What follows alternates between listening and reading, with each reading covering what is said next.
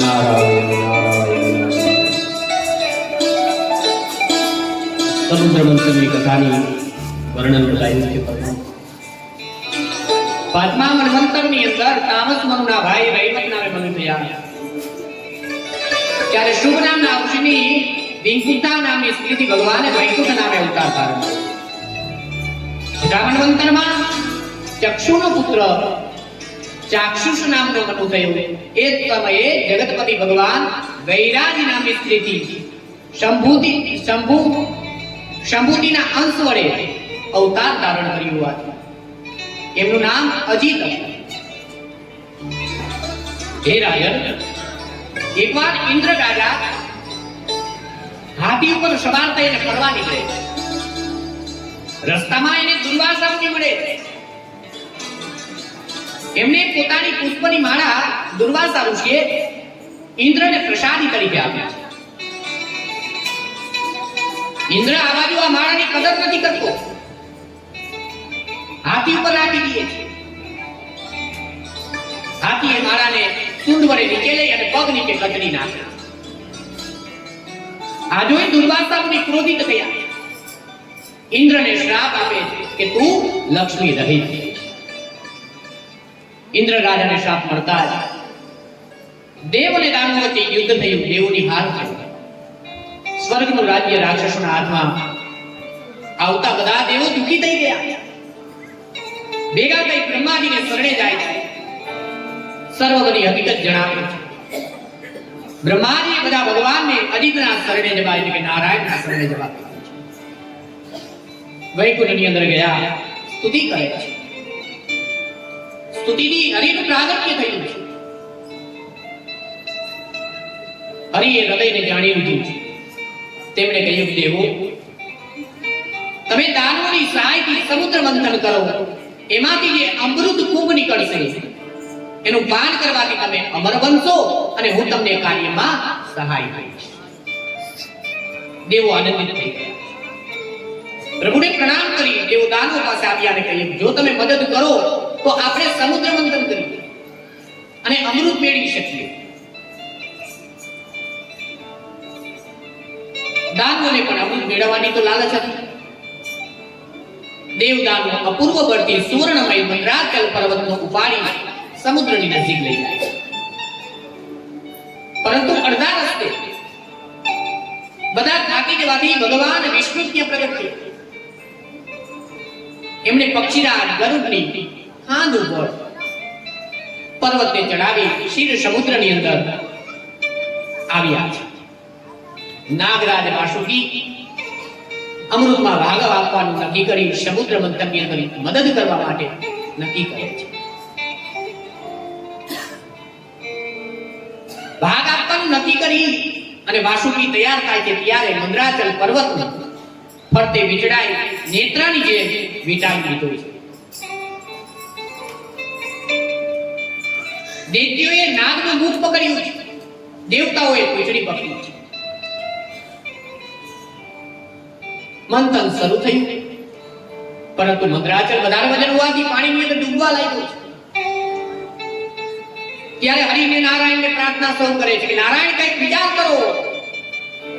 ત્યાં નારાયણ ભગવાન કુર્મ નારાયણનો રૂપ લે છે. બોલ શ્રી કુર્મ નારાયણ ભગવાન કી જય. અને ભગવાન કાઢવાનો અવતાર લે છે અને પોતાની પીઠ ઉપર આ સમુદ્રને આ પર્વતને ધારણ કરે છે. પછી વિષ્ણુ ભગવાન દેવો અને અસુરોના બળથી પોતાની શક્તિના અંદર સંચાર કરે છે. અને બધા શક્તિશાળી બની સમુદ્ર મંથન કરવા લાગે છે. વાસુકીના મુખ અને શ્વાસ અને નેત્રોમાંથી ઝેરયુક્ત ધુમાડો નીકળે છે, અગ્નિ નીકળે છે. સમુદ્રમાં મંથન કરતા સૌપ્રથમ કાલકૃત ઝેર નીકળે છે. ત્રણેય લોકને બાળી નાખવાની એનામાં શક્તિ છે. એટલે પ્રભુએ કહ્યું કે આ ઝેરને લેશે કોણ? આ બાજુ દેવતાઓ છે, આ બાજુ દાનવો છે. એકયમાં શક્તિ નથી કે ઝેરને કોણ બચાવી શકે. બધા જ્યારે કોઈ પણ દેવતાઓ પૂજાય ત્યારે અંતે ચરણ તો શિવનું જ સાકાર કરે અને શિવ વગર કોઈનો જીવ કોઈ પણ જીવાત્માનો શિવ વગર ઉદ્ધાર નથી. માટે દેવતાઓ મહાદેવ પાસે આવે, મહાદેવની સ્તુતિ કરે કે નાગેન્દ્રહારાય ત્રિલોચનાય ભસ્માંગરાગાય મહેશ્વરાય નિત્યાય સુક્તાય દિગંબરાય તસ્મે નકારાય નમઃ શિવાય. હે મહાદેવ, આ જે નીકળું દાદા, આને તો કોઈ ગ્રહણ કરવા કોઈ લેવા તૈયાર નથી, હવે શું કરવું? મહાદેવ કહે છે કોઈ ડરો માં, ઝેર મને આપી દો. મહાદેવ પાર્વતીજીની સંમતિ લઈ ઝેરને ગળાની અંદર જ રોકી રાખે છે. ત્યાંથી નીલ વર્ણ એનો થાય છે. ત્યાંથી કહેવાના નીલકંઠ, બોલ શ્રી નીલકંઠ મહાદેવ કી જય. મહાદેવ જ્યારે ઝેર પીતા હતા એમાંથી અમુક છાંટા, અમુક ટીપા ધરતી ઉપર પડી ગયા. બાજુમાં વીછી, સાપ ઇત્યાદિ જે કાંઈ પણ હતા એ બધા ત્યારથી ઝેરી બની ગયા. દેવોને દાનવોએ ફરીથી સમુદ્ર મંથન કર્યું. કામધેનુ ગાય નીકળી, બ્રહ્મવાદી ઋષિઓ લઈ ગયા, ઉત્તેશ્વર નામનું ઘોડું નીકળ્યું, બલિરાજાએ રાખ્યો, ઐરાવત નામનું સફેદ હાથી નીકળ્યું, ઇન્દ્રએ લીધું, કૌસુક નામનું માણિક રત્ન નીકળ્યું, હરિને છાતી ઉપર આભૂષણ તરીકે રાખ્યું, પારિજાત વૃક્ષ અને સુંદર અપ્સરાઓ નીકળી દેવ પક્ષે આવ્યા છે. ત્યારબાદ સાક્ષાત ભગવાન આ ભગવતી લક્ષ્મીજીનું પ્રાગટ્ય થયું. લક્ષ્મી દેવી ભગવાન નારાયણને વેદ્યા છે. અને છેલ્લે ધન્વંતરી નામનો પુરુષ અમૃત કુંભ લઈ અને પ્રગટ થયો છે. દૈત્યોએ ઘડો ખેંચી લીધો, આથી દેવોને ખૂબ જ દુઃખ થયું. ભગવાનને શરણે જાય. ભગવાન દૈત્યો સાથે યુક્તિથી કામ લેવાનો વિચાર છે. એમને મોહિની સ્વરૂપ ધારણ કરી દૈત્ય અને દાનવોને એક લાઈનની અંદર બેસાડ્યા છે કે તમે બંને જણા એક લાઈનની અંદર બેસી જાઓ, બધાને સરખે ભાગનું અમૃત વેચે. પણ કપટ કરી અને રાહુ આ દેવોની લાઈનમાં ગોઠવાઈ જાય છે.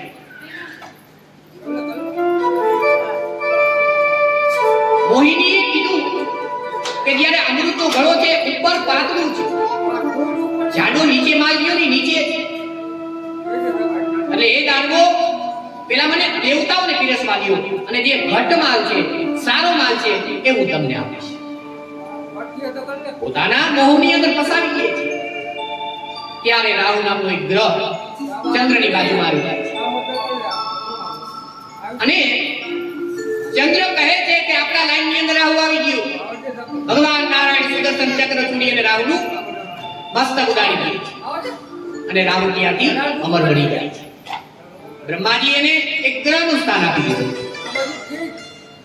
ત્યાર પછી મોહિની સ્વરૂપથી શિવજી મોહ પામે છે. ત્યાર પછીની કથા એટલે રાજા હરિશ્ચંદ્રની કથા બતાવી છે. રાજા હરિશ્ચંદ્ર અયોધ્યામાં રાજ્ય કરતા હતા. તે મોટા ધર્માત્મા, સત્યપરાયણ અને દાની હતા. એમના રાજ્યમાં પ્રજા ઘણી સુખી હતી. એક દિવસ નારદજીએ ઇન્દ્રની સભામાં મહારાજ હરિશ્ચંદ્રની ઘણી પ્રશંસા કરી. આ સાંભળી ઇન્દ્રની ઈર્ષા થાય. એને હરિશ્ચંદ્રની પરીક્ષા કરવાનું કામ કરવાનું સોંપે છે. અને એ કામ કેને સોંપ્યું તો કે વિશ્વામિત્રને. વિશ્વામિત્ર 1000 સુવર્ણ મુદ્રાઓ દક્ષિણા આપી. હરિશ્ચંદ્ર પાસે કાંઈ ન હોવાથી 1 માસની મુદત માંગે છે. રાજા હરિશ્ચંદ્ર કાશી નગરી પહોંચી રાણી તારાવતી, પુત્ર રોહિત અને પોતે જાતે વેચાઈ જાય છે. 1000 સુવર્ણ મુદ્રાઓ વિશ્વામિત્રને આપી. તારાવતી અને રોહિત એક બ્રાહ્મણને વેચવા આવ્યા છે. પોતે એક ચાંડાલને વેચાય છે. તેમનો સ્વામી એક મરઘટનો માલિક હતો. તેથી એમને સ્મશાનમાં રહી અને મરદાને જે કફન લેવાનું કામ હોય એ કામ એને સોંપ્યું છે. આ બાજુ રોહિત અને તારામતી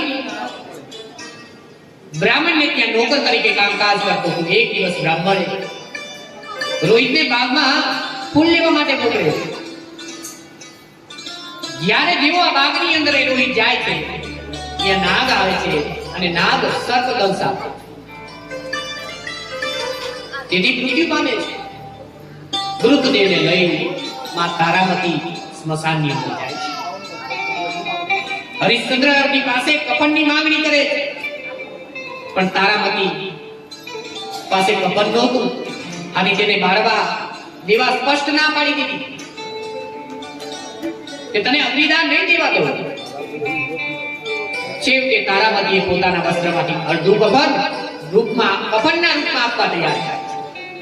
ત્યારે ભગવાન નારાયણ, વિશ્વમિત્ર અને બ્રહ્માદિશય દેવ પ્રગટ થયા અને કહ્યું, તમારી ધર્મ પાલનની દ્રઢતાથી હે રાજા અમે સંતુષ્ટ થયા છે અને તમને ત્રણેયના સ્વર્ગમાં સદૈવ મોકલી આપ્યા. ત્યાં તમે સ્વર્ગાદી સુખો ભોગવો. ઇન્દ્ર રોહિતના વૃદ્ધ શરીર ઉપર અમૃતની વર્ષા કરતા હતા, સજીવન થાય. રાજા હરિશ્ચંદ્રને સ્વામી રાજા મેળવવા કહ્યું. ત્યારે ધર્મરાજે કહ્યું, હું પોતે ચાંડાળના સ્વરૂપે થયો હોય. રાજાએ પોતાની અયોધ્યાવાસીઓ સાથે સ્વર્ગમાં જવાની ઈચ્છા વ્યક્ત કરી. ત્યારે ભગવાન તેની ઈચ્છા પૂરી કરી. આમ રાજા અયોધ્યાની પ્રજાને પણ પોતાની પાસે સ્વર્ગમાં લઈ ગયા. પછી વિશ્વામિત્ર ફરીથી અયોધ્યા નગરીમાં તેના મહારાજ તરીકે રોહિતને સ્થાન પણ આપી દીધું. તો ભગવાન સગર રાજાના પુત્રોની કથા ચાલુ થાય છે. સગર નામના ચક્રવર્તી સમ્રાટ રાજાએ આ બાજુ અશ્વમેધ યજ્ઞ કર્યો. યજ્ઞનો ઘોડો છોડવામાં આવે છે. આ ઘોડાને ઇન્દ્ર ચોરી જઈ પાતાળની અંદર કપિલ નારાયણના આશ્રમમાં રાખ્યો. સગરના પુત્રો તે ઘોડાને શોધવા માટે નીકળે છે. આ બાજુ કપિલ મુનિના આશ્રમમાં ઘોડાને જોઈ અને કપિલ નારાયણને ચોર સમજી મારો મારો કહી અને મારવા દોડે છે. કપિલ મહારાજે જેવી આંખ ઉગાડી, બધા મુનિઓ મુનિના તેજાગ્નિથી બળી અને ભસ્મ બની જાય છે. સગરનો પૌત્ર અંશુમાન એમને શોધવા નીકળ્યો. તેઓ કપિલ મુનિના આશ્રમમાં આવ્યા. ત્યાં એને આ ઘોડો જોયો. તેથી અંશુમાન કપિલ ભગવાનની સ્તુતિ કરે અને કપિલ અંશુમાનને કહે છે કે તારા પિતૃઓ બળી અને ભસ્મ થઈ ગયા.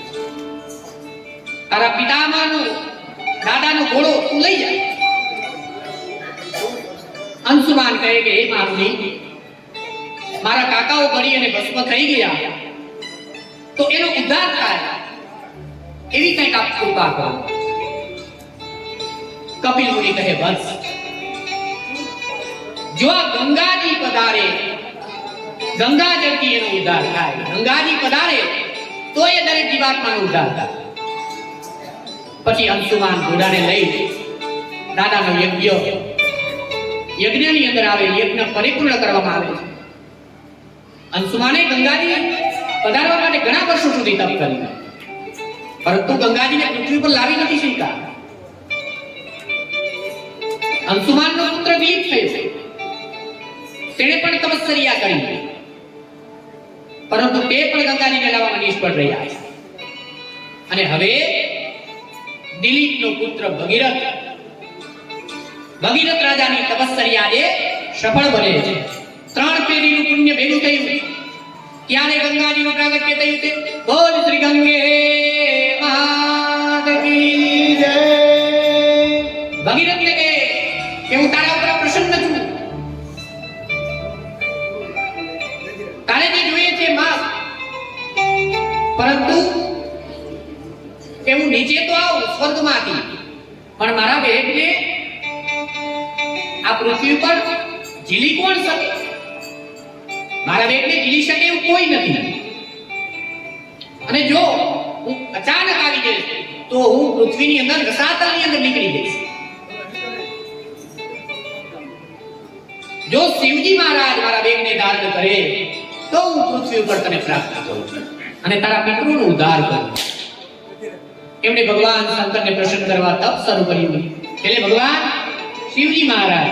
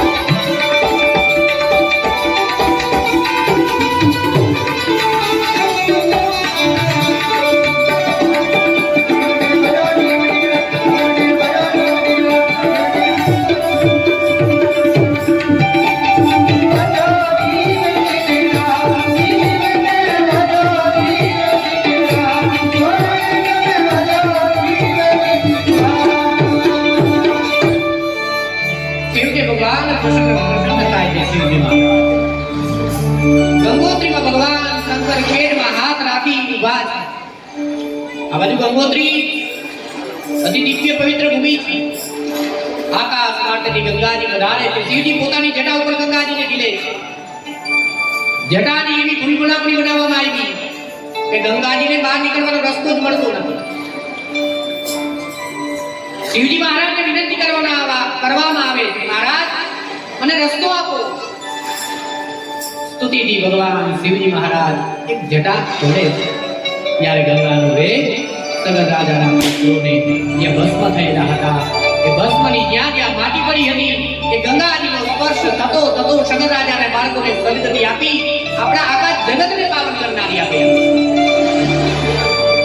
સગરના પુત્રો મૃત્યુ પછી ગંગાજળના સ્પર્શથી મુક્તિ મળે. નમામિ ગંગે તવ પાદ પંકજમ સુરાસુરેર્વંદિત દૈવ્ય રૂપમ ભૂતિમ ચ મુક્તિમ ચ દદાતિ નિત્યમ ભાવાનુસારેણ સદા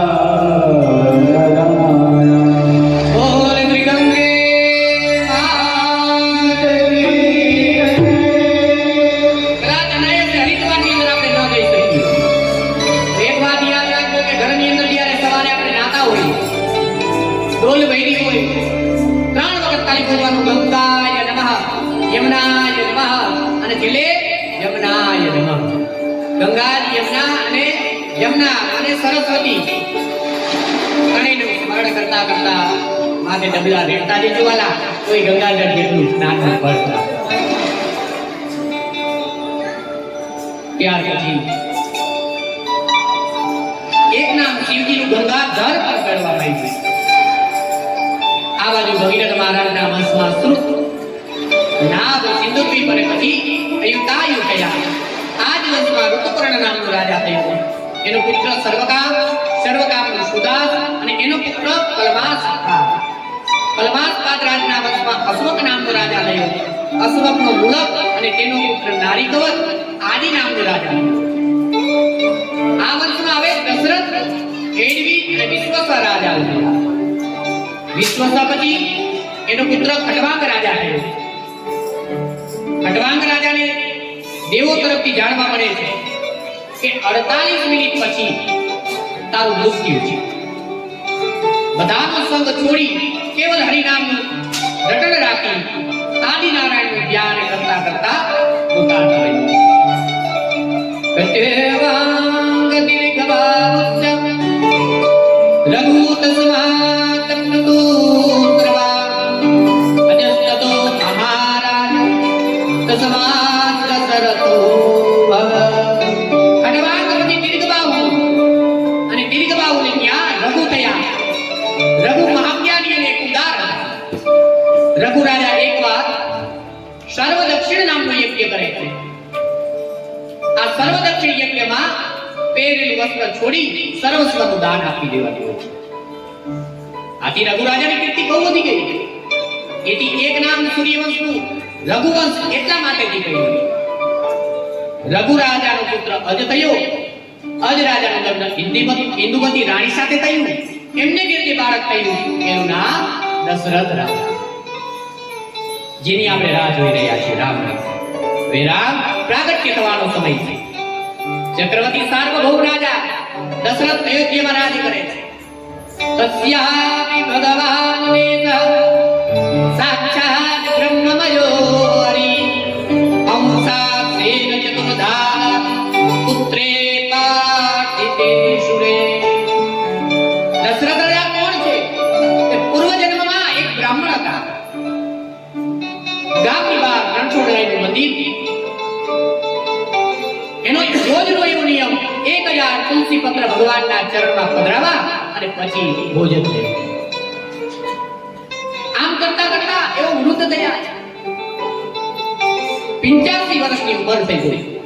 એકવાર એક બ્રાહ્મણને તાવ આવ્યો. ત્યારે એ તાવને કહે કે હું મારા ઠાકોરજીની સેવા કરી લઉં, પછી તું આવજે. આવી જાનમાં શક્તિ છે.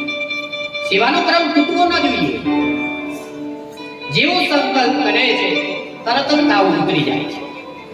ત્યાં કોઈનો રડવાનો અવાજ સંભળાય છે.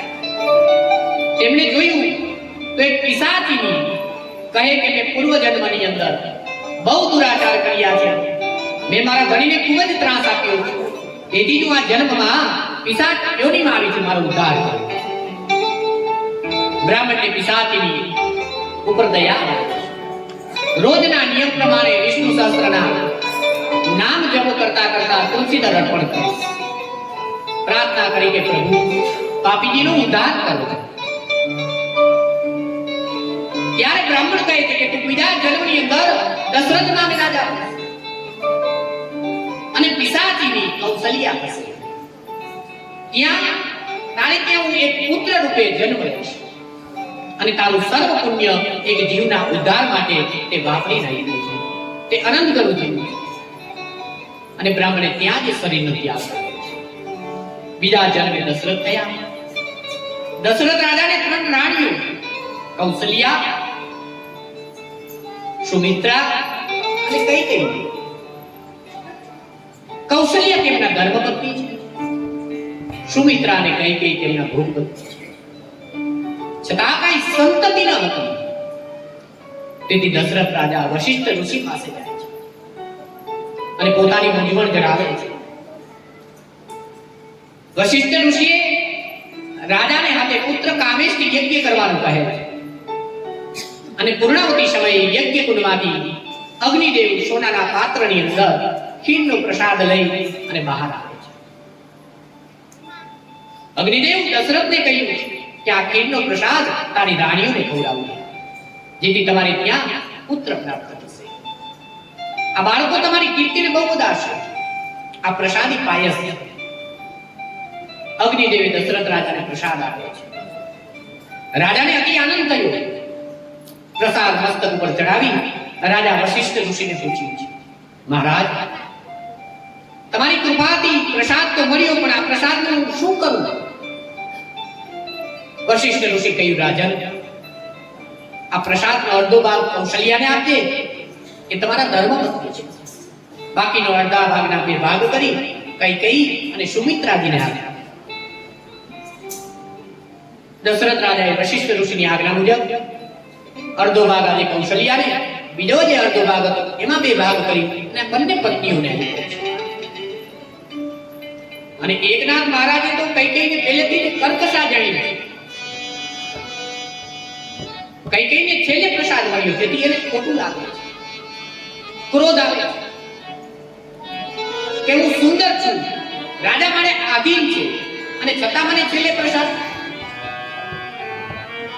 અને માણસને સૌંદર્યનું અભિમાન, સંપત્તિનું અભિમાન, આ જ અભિમાન માણસનું પતન. કૈકેયીનો પ્રસાદનો નાદાર કર્યો તે સમયે આકાશમાંથી ફરતી ફરતી એક સમડી કૈકેયીના હાથમાંથી પ્રસાદને ઉઠાવી અને આકાશ તરફ ઉડી જાય છે. અને એ સમડી જ્યાં અંજની દેવી તપસ્યા કરે છે. અંજની દેવી અંજન પર્વત પર પંચાક્ષર શિવ મંત્રનો જપ કરે છે. મનની અંદર એક ઈચ્છા કે શિવ જેવો મારે ઘેર દીકરો થાય, મહાજ્ઞાની બને, મહાન વીર બને. અંજની માની ઈચ્છા હતી. અને શિવજીની આ બાજુ પ્રેરણા થઈ. સમડી કૈકેયીના હાથમાંથી પ્રસાદ લઈ અને અંજની માતાના હાથમાં પ્રસાદ મૂકે છે. માતાજી આંખો બંધ કરી વિચારે છે કે નક્કી ભગવાન મહાદેવે જ મને પ્રસાદ આપ્યો છે. એમ જાણી અને પ્રસાદ ભક્ષણ કરવાથી પેટની અંદર ગર્ભ રહ્યો છે. આ બાજુ 9 માસ પરિપૂર્ણ થઈ ગયા. જય જય જય હનુમાન ગુસાઈ, કૃપા કરો ગુરુ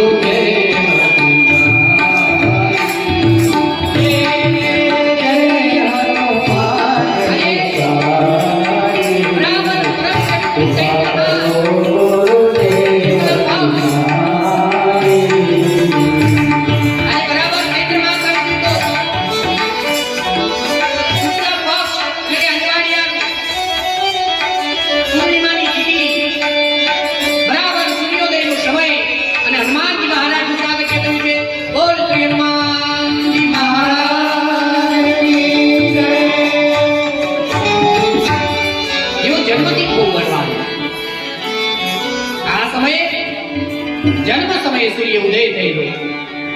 તેઓ સૂર્યને લાલ ખડક સમજી અને ખાવા માટે જોરથી કૂદકો મારે અને ખાવા દોડે. બધે હાહાકાર થઈ જાય. ઇન્દ્રએ ક્રોધ કરી હનુમાનજી ઉપર વજ્ર ફેંક્યું. એનું ડાબું જડવું એટલે કે હનુ તૂટી ગયું. એ દિવસથી એનું નામ હનુમાન પડ્યું. હવે આ બાજુ સમડી પ્રસાદ લઈ જતા કૈકેયીને ખૂબ દુઃખ થાય છે, રડે છે. બધી રાણીમાં હું પ્રસાદ વગરની રહી ગઈ. પ્રસાદ લઈ જતા કૈકેયીને ખૂબ દુઃખ થાય છે, રડે છે. કૌશલ્યા અને સુમિત્રા પોતાના ભાગમાંથી થોડો પ્રસાદ કૈકેયીને આપ્યો. ત્રણેય રાણીઓ સંપી અને પ્રસાદ ગ્રહણ કર્યો. હવે અયોધ્યાની કથા ચાલુ છે. અયોધ્યા એટલે કે જ્યાં કદી યુદ્ધ ન થાય એનું નામ અયોધ્યા છે. તમારા ઘરને પણ તમે અયોધ્યા બનાવી શકો. આ શરીરને પણ અયોધ્યા બનાવી શકો. એ ત્યારે જ અયોધ્યા બને છે કે જો સરયુના કિનારે આપણે રહેતા હોય તો. સરયુનો કિનારો હોય તો આપણું ઘર, આપણું જીવ, આપણું અપ્રાણ અયોધ્યા બને છે. દશરથ રાજાએ જીવાત્મા છે. 10 ઇન્દ્રિયોને જીતી દે એનું નામ દશરથ. 9 માસ અહીંયા દરેક રાણીઓને પૂરા થયા. એક રાત દશરથ રાજા નિંદરમાં અને સુંદર સ્વપ્ન આવે. પોતે આંગણે પોતાના આંગણામાં મહાત્મા ઋષિઓ આવે. સ્વપ્નમાં દશરથી શરીરમાં સ્નાન કરે, ઠાકોરજીની આરતી ઉતારે છે, સેવા કરે. સવાર કરે છે. દશરથ રાજાનું સ્વપ્ન પૂરું થતા વશિષ્ઠ ઋષિ પાસે આવે. સ્વપ્નમાં કરેલા પ્રભુના દર્શનની વાત કરે છે. વશિષ્ઠજી કહે છે કે આ સ્વપ્નનું ફળ રાજા તને ઉત્તમ મળશે. મને એવું લાગે છે કે પરમાત્મા હવે નક્કી તારે ઘેર પધારવાના છે. દશરથ રાજાને આનંદ થયો છે કે મારા ગુરુદેવ જે કાંઈ પણ બોલે છે બધું સાચું પડે છે. રાજાની આંખો ભીની થઈ ગઈ. રાજાએ હાથ જોડી પૂછ્યું છે, પ્રભુ મારે ક્યારે પધારશે? વશિષ્ઠજી કહે છે કે ક્યારે પધારશે તે હું શું કહું, પણ રાજા બ્રહ્મ મુહૂર્તનું સ્વપ્ન છે. તેથી હું તને 24 કલાક માટેનું ફળ તને સારું અવશ્ય મળ્યું છે. અને સ્વપ્નની વાત કોઈને કેવી નહીં. ગુરુદેવની આજ્ઞા પ્રમાણે રાજા શરીરમાં સ્નાન કરી ઠાકોરજીની સેવા કરે. બરાબર ચૈત્ર મહિનો આવે છે. રામનવમીનો પવિત્ર દિવસ છે. કૌશલ્યમાં સવારથી ધ્યાન કરે છે, તન્મય થયા છે. કૌશલ્યમાં એ બધા નોકર દાસીઓને બહાર જવા આજ્ઞા કરી છે. પોતે એકાંતમાં ભગવાન નારાયણનું ધ્યાન કરે. જય દીન રામ જન્મ શ્રુતિ ગાવહી તીરથ સકલ તુમાર જનિતાવહી. આજે સવારથી દેવતાઓ ગંધર્વો પ્રતીક્ષા કરે. આજે વિરક્ત સાધુ સંન્યાસીઓ આવી પહોંચ્યા છે. બધા અયોધ્યામાં આવ્યા છે. સૌ સરયુ જળની અંદર સ્નાન કરે છે. અનેક ભક્તો જેના દર્શન માટે આતુર છે. બધા દેવતાઓ અયોધ્યા પધાર્યા. શિવજી બાળકનું રૂપ શિવજીને બહુ ગમે છે. એટલે શિવજી મહારાજ રામ નામનો જપ કરતા કરતા અયોધ્યાની ગલીઓમાં ફરે છે. શિવજી વિચારે છે કે કૌશલ્યના મહેલમાં જઈ રામજીનું ભવિષ્ય હું સંભળાવીશ. લોકો પૂછે કે મહારાજ તમારું નામ શું? ત્યારે શિવજી ના કહેતા હું મારું નામ સદાશિવ જોશી એવું એ કહે છે. પરમ પવિત્ર સમય પ્રાપ્ત થયો. આજે 10 દિશાઓ પ્રસન્ન થઈ. મંદ સુગંધ શીતળ વાયુ આવવા લાગ્યો. ઉતાવળિયા દેવો આકાશમાં દુંદુભી વગાડવા લાગ્યા. આદે સાધુ અને મના જે શાંત થયા, પ્રસન્ન બની ગયા છે. અગ્નિહોત્રી બ્રાહ્મણના ઘરની અંદર રહેલો અગ્નિકુંડની અંદર અગ્નિ બહાર નીકળવા લાગે છે. રામના દર્શન માટે બધા દેવતાઓ, બધા ઋષિમુનિઓ, બધા ગંધર્વો આવી પહોંચ્યા. બરાબર ચૈત્ર માસ શુક્લ પક્ષ એકમ ગયે, બીજ ગયે, ત્રીજ ગયે અને પવિત્ર નોમ આવી ચૂકી. પુનર્વસુ નક્ષત્રનો સૂર્યો મધ્યાહન કાળ કૌશલ્યની સન્મુખ ભગવાન ચતુર્ભુજ રૂપે શ્રી રામનું પ્રાગટ્ય થઈ જાય. બોલ શ્રી રામચંદ્ર ભગવાન કે જય. આપણે રામજીના પ્રાગટ્યની સ્તુતિ કરી દીધી.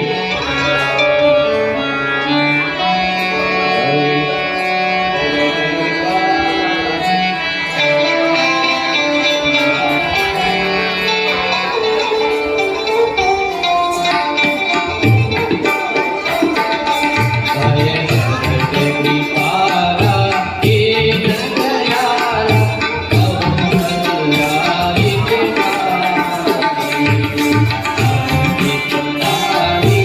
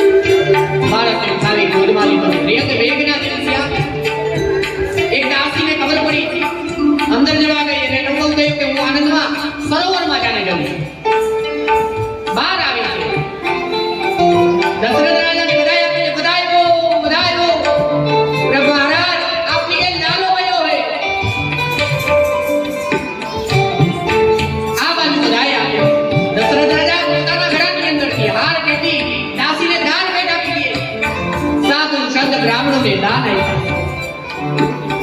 બધા ભેદ મોસ કરે છે. આજે બધી દિશાઓ પ્રફુલ્લિત છે. સાધુ સંન્યાસી રાજા મહારાજ બધા એકદમ આનંદિત થઈ ગયા. સંપૂર્ણ જગત આજે આનંદિત થયા.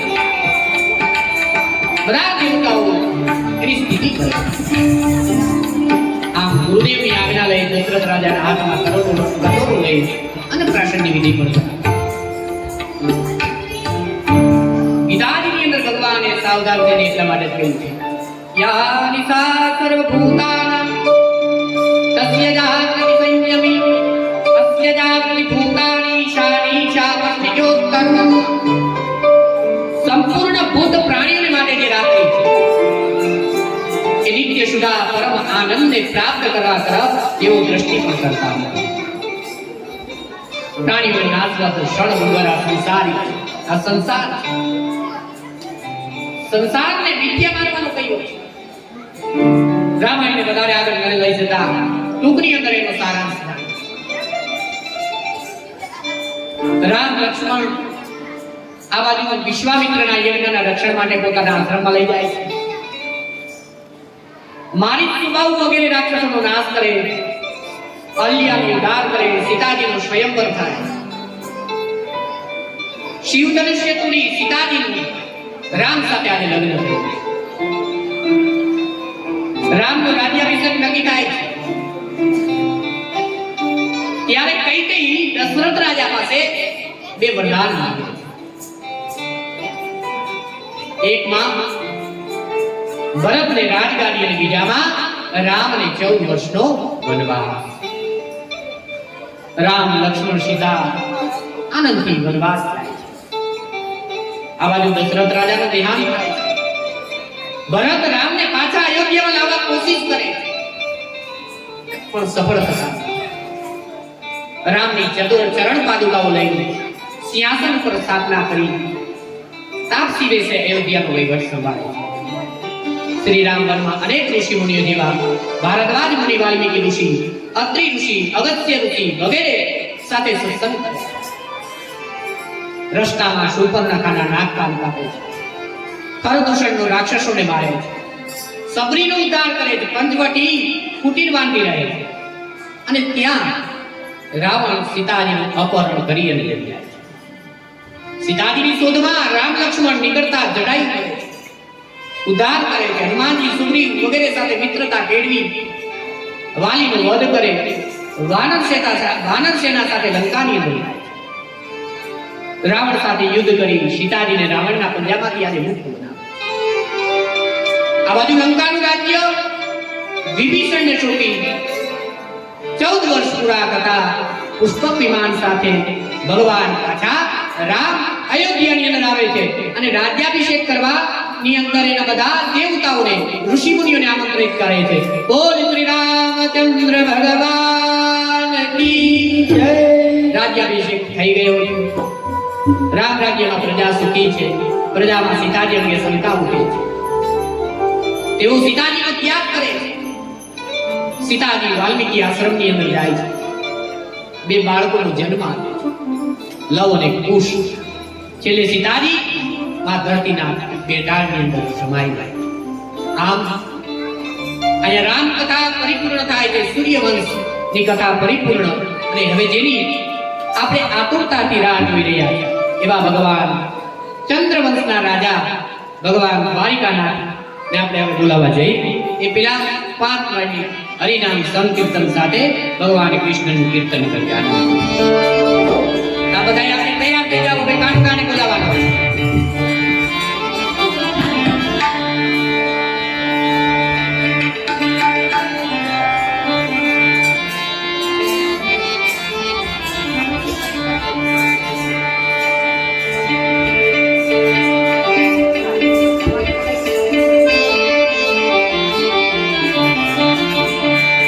श्रीमन्नारायण नारायण हरि हरि कृष्ण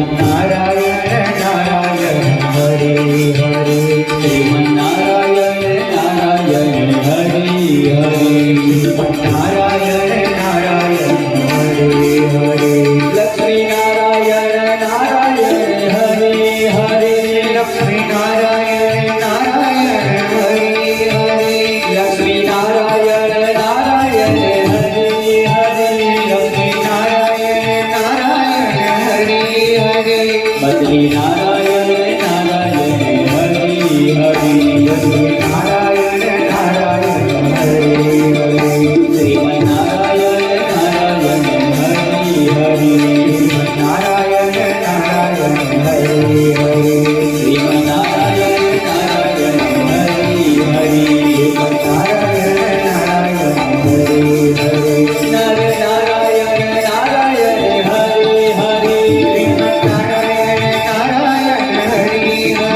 શ્રીમન નારાયણ નારાયણ હરિ હરિ શ્રીમન નારાયણ નારાયણ હરિ હરિ શ્રીમન નારાયણ નારાયણ હરિ હરિ નર નારાયણ નારાયણ હરિ હરિ શ્રીમન નારાયણ નારાયણ હરિ હરિ શ્રીમન નારાયણ નારાયણ હરિ હરિ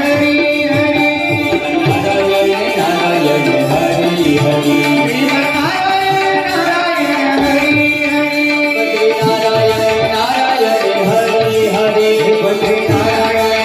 નારાયણ હરિ હરિ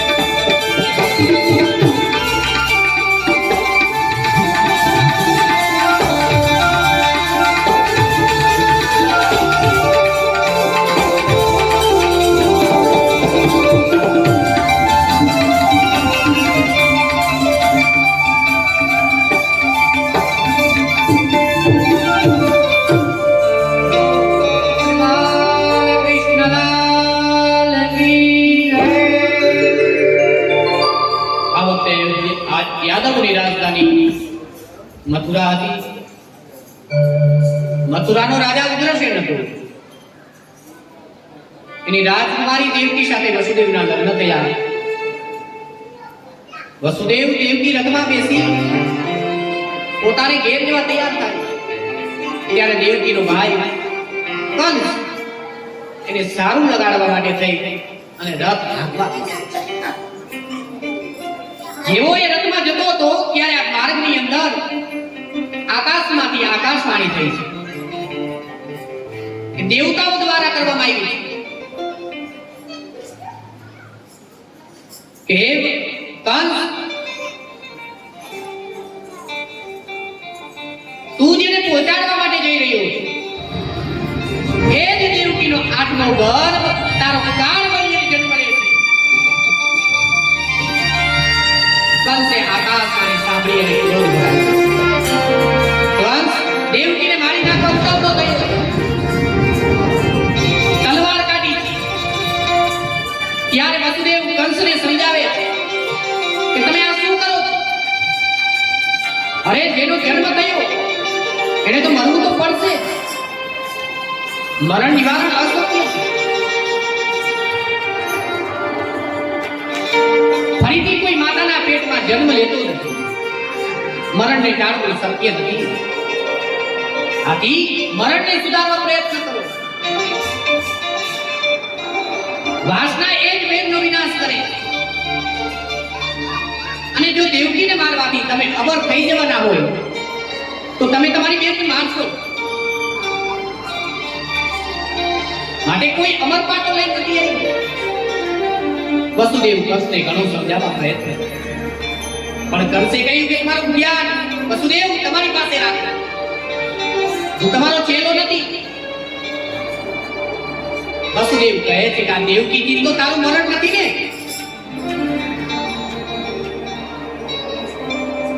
કંસ જવાબ આપે છે કે ના, દેવકીથી તો મારું મરણ નથી, પણ તેના આત્મા ગર્ભથી મારું મરણ છે. તેથી વસુદેવ કહે છે તો જા, હું તને વચન આપું છું કે દેવકીને ત્યાં જેટલા પણ બાળકો થશે એ બધાય હું તને આપી દઈશ. તું દેવકીને મારીશ તો જગતમાં તારી અપકીર્તિ થશે. કોઈ ભાઈ કોઈ બેનને થોડોક મારે. કંસને વસુદેવની આ દરખાસ્ત ગમી.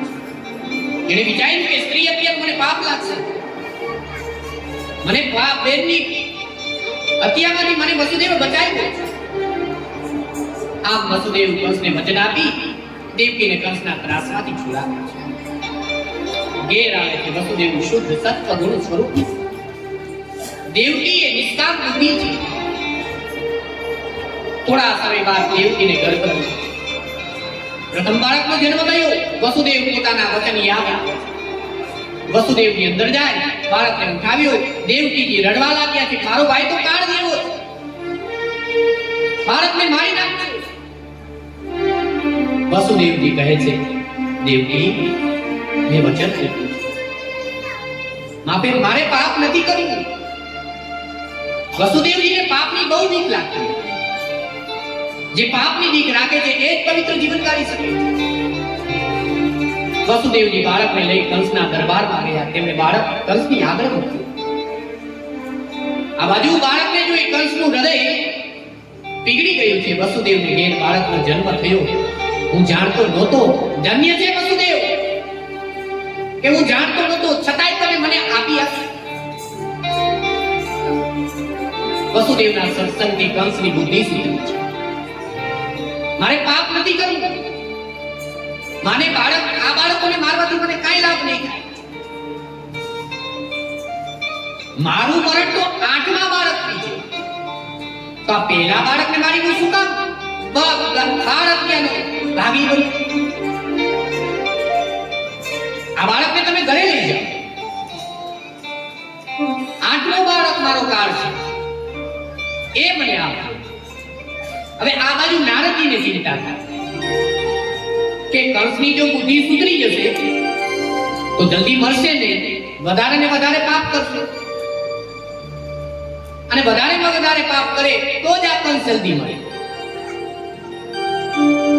અને તો જ જલ્દીથી ભગવાનનું પ્રાગટ્ય થાય ને. નહીં તો ભગવાનનું પ્રાગટ્ય જલ્દીથી ન થાય. એટલે ભગવાન કોઈને મારતા નથી, મનુષ્ય જ મનુષ્યને મારે છે. હંમેશા માટે પાપની બીક રાખવાની છે. આ બાજુ નારાયણ નારાયણ કરતા નારદજી કંસ રાજાને ત્યાં ગયા. કંસ રાજાએ નારદજીનું સ્વાગત કર્યું. પૂછ્યું, મહારાજ ક્યાં જઈને આવ્યા છે? નારદજી કહે, હું તો સ્વર્ગમાં ગયો હતો, ત્યાં દેવતાઓની ખાનગી સભા ભરાણી છે. આ બધી ખાનગી વાતો છે, કોઈને કહેવાય નહીં, અને છતાંય હું તને કહું છું, બધા દેવતાની પાછળ પડ્યા છે. તને મારવાનું પ્રયોજન ચાલુ છે, અને તું તો ભોળો છે. તને તો શત્રુની પણ દયા આવે છે, ને આ શત્રુ સાધારણનો સમજતા. બ્રજમાં નંદ વગેરે જે કુંવારિયાઓ છે, એમની પત્નીઓ છે, બધા દેવી દેવતાઓ. વળી વસુદેવ અને તેના સંબંધીઓ મિત્રો બધા પણ દેવતાઓ, અને છુપાઈને આ દેવતાઓ આવ્યા. દેવોની ભાષા ઉદારથી ભરેલી હોય છે. દેવકીનો પુત્ર 8મો એ તો સાચું, પણ પહેલાથી કે 8માંથી ગણવો ક્યાંથી? ત્યારે કંસ નારદજીને પૂછે કે મહારાજ, તો એક એક બાળકને મારી નાખો. નારદજી બોલવામાં ચતુર હતા. હું તને એવું નથી કહેતો કે તું બધા બાળકોને મારી નાખ, હું તો ફક્ત તને સાવધાન કરું છું. હવે તને યોગ્ય લાગે એવું કર. આટલું કહી નારદજી નારાયણ નારાયણ કરતા ચાલતા ગયા. કંસ વિચારમાં પડે, સંત કોઈ દિવસ આવું કહે નહીં, તું બાળકને માર, પણ એમનો કહેવાનો ભાવ તો એ જ હતો ને. કંસ વસુદેવ દેવકીને બોલાવ્યા. માતા પિતાને દેખતા જ કંસે બાળકની હત્યા કરી. વસુદેવ દેવકીને કારાગૃહમાં રાખી એમની સંપત્તિ અને સંતતિનો નાશ કર્યો. વિના અપરાધે વસુદેવ દેવકીને હાથ પગમાં બેડ્યો, છતાં તેમને મનને મનાવી. પ્રભુને ઠીક લાગ્યું તેમ કર્યું. ભગવત કૃપા થઈ. ભગવત સ્મરણ કરવા માટે એકાંત બન્યું. અતિ દુઃખમાં પણ પ્રભુ કૃપા સમજી. કંસે અભિમાન, કંસ પોતાના પિતા ઉગ્રસેનને પણ કેદ કર્યા. સુરસેન દેશનું રાજ્ય કરવા લાગ્યો. મગધ રાજા જરાસંઘની દીકરીને પરણ્યો હતો, એટલે બળવાન બની અનેક અસુર રાક્ષસોને આશ્રય આપ્યો. યાદવોનો એ દુશ્મન બન્યો છે. એ પ્રકારે તેમનો નાશ કરવા લાગ્યો. દુઃખી થયેલા યાદવો અન્ય દેશની અંદર રહેવા લાગ્યા. મથુરામાં જે યાદવો બાકી રહે છે એ કંસની સેવા કરે છે. વસુદેવ દેવકી કારાગૃહમાં અતિ દુઃખમાં પણ મન શાંત રાખતા હતા. દુઃખને સુખ સમજીને ભક્તિ કરતા હતા.